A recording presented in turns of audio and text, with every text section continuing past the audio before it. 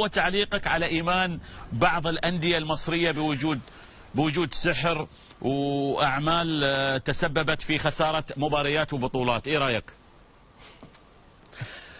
بداية وبكل هدوء، بس لو حضرتك سألتني هل يوجد سحر في الملاعب هقول لك طبعا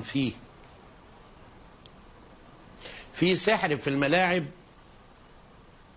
قائم على حاجتين.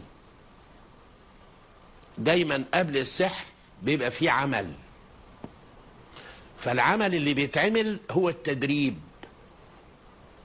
والسحر اللي بيتنفذ يوم المباراة هو المهارة واللياقة البدنية، وباختصار شديد جدا الفروسية بتاعة اللاعبين مع أخلاقهم مع كل حاجة.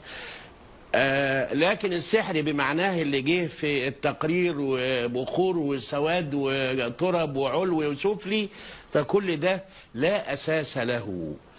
حتتين اتنين في القرآن يخلي اللي عنده عقل ودم ينام ويتغطى.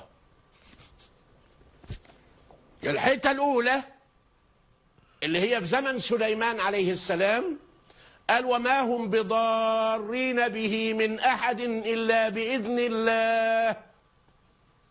وفي موسى على اختلاف المواضع قال ربنا إيه؟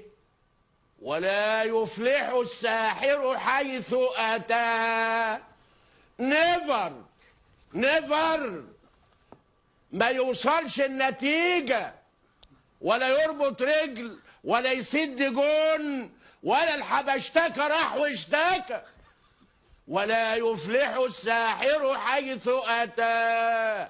يا أخي ربنا يقول لا يفلح الساحر حيث أتى، وأنا أقوله لا يعمل، يبغتف، يشيل، يعمل. ده إيه عقل إيه ده؟ قلب إيه ده؟